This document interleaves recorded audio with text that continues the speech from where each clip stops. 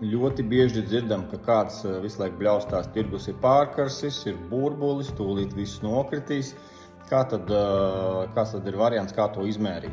Viens no zināmākajiem mērījumiem ir price to earnings ratio, kas ir akciju cena pret tīro peļņu, ko tad arī mēra dažādi, gan pret pēdējiem 12 mēnešiem, gan pret nākamajiem 12, gan arī vēl tālāk nākotnē uz priekšu, kas arī rada apjukumu, kuru tad īsti izmantot.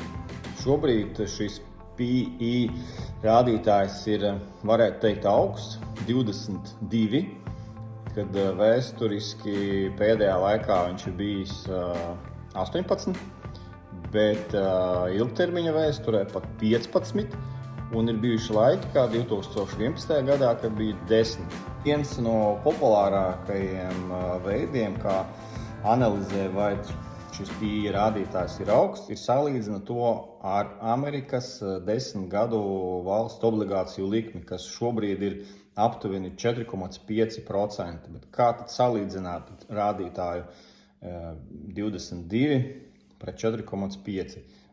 Tātad 1 dala ar 22, un kā reiz šobrīd tas apmēram sanāk tie paši 4,5%. Tas nozīmē, ka tas tad aktīvi ir nodrošināja līdzīgu atdevi parādzīmes un akcijas. Kāpēc, manuprāt, augstāks PE, tie apmēram 22, šobrīd ir tolerējams? Manas domas. Viens no iemesliem ir, pat kā produktiem ir inflācija, ir arī akciju inflācija. Kā tas notiek? Tā kā šajā rādītājā ir peļņa, un ir zināms, ka tad, kad ir inflācija, uzņēmuma peļņa aug straujāk, jo uzņēmumi palielina cenas saviem produktiem, kā rezultātā absolūtās vērtībās peļņa ir lielāka. Tātad, attiecīgi, lai saglabātos šis 22 rādītājs, arī akciju cenām ir jāaug. Tātad inflācija ir pozitīva akciju cenām. Vēl viens svarīgs aspekts, kāpēc akciju cenas turās tik augsti un nekrīt, ir tas, ka pasaulē ir ļoti daudz naudas.